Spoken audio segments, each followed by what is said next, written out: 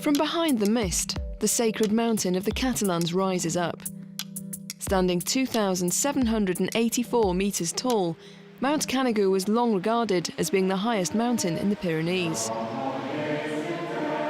Nestled on the slopes is the Abbey of St. Martin, one of the earliest examples of Romanesque architecture in France. In the middle of the buildings sits a green area, symbolising heaven. It's a life of peace and meditation that this community of nuns have all chosen.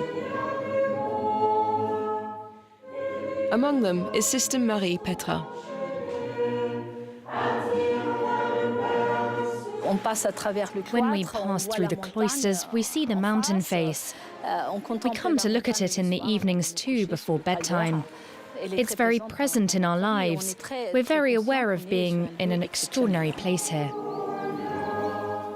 It's the last peak of the Pyrenees before you reach the Mediterranean Sea. On a clear day, you can see as far as Barcelona.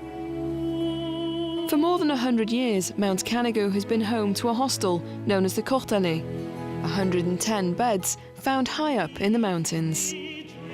There's still a little bit of snow. We're going to have to really push on. This hideaway, at 2,100 metres above sea level, is looked after by Thomas. He'll now live here for half a year, in the heart of the mountains. What state will it be on the inside? We'll have to wait and see. And now for the key. I never know which one goes in which lock. How long has it been locked up for? Oh, it's been closed for 6 months. And now we're going to reopen the door to let out the air that's been locked in here for 6 months. His first priority is to get the hostel back in working condition. And to do that, Thomas needs to check there's still electricity. If the miracle's worked and lightning hasn't struck, we should have power. OK, let's press the on switch. And there you have it. Then he checks all the dormitories. There's a bit of water that's leaked in. Thanks to solar energy, the building is powered by electricity and has hot running water. Our mountain guide now continues his inspection. It's the place I've chosen to call home. People say to me, oh, the mountains are really beautiful, and they are. But actually, I'm inside 80% of the time. The remaining 20%, I'm out on the terrace or elsewhere, and that's when it's a feast for the eyes.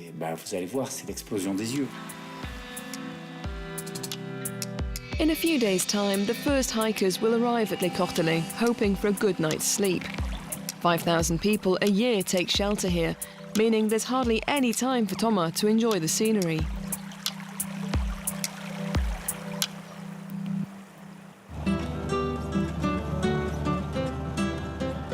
Moving on, we come to the foot of Mount Canigou and this wild and arid coastline of the Mediterranean, with its tiny coves, turquoise blue waters and its handful of caves. To access these little nooks and crannies of paradise, some hard work is needed. These walkers from the Bagnols-sur-Mer hiking club are following the coastal path towards Spain. This is a route that hikers use a lot. It's very pretty, especially at this time of year. You can see all the broom shrubs and rock roses that have flowered. You see all these yellows, mauves and whites. It's very pretty.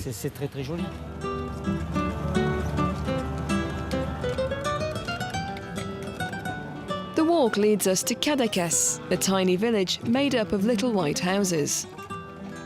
There are no high-rise buildings to spoil the sea view, and there was no railway nor road here until the end of the 1950s. Tourists, therefore, only recently got to discover the village's charms. We're making our way through its alleyways towards the church with Carlos, a local tour guide. At the base of this perfectly preserved altar are models of local fishermen, dressed in the fashion of the time, a nod to the role they played in financing it. The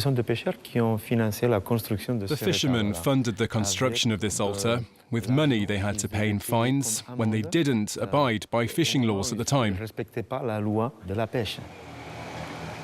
Back on the seafront, you have to wander past modernist-style villas to reach Johan's restaurant and enjoy his paella. This Frenchman has set up shop in a rather unusual place. Here we're in the old salting house of the village with the mill used to grind the olives. They were all crushed here, and when the anchovy season started, the women of the village would come here to work and salt all of the anchovies so they could be kept all year round. For dessert, we indulge in a village speciality known as the taps. It's sweet. You can taste the almond a little bit. It's good. This kind of feast for the senses is what makes Cadaquès such a success, with the warm Catalan sun, a stunning coastline, and a rugged range of mountains never too far away.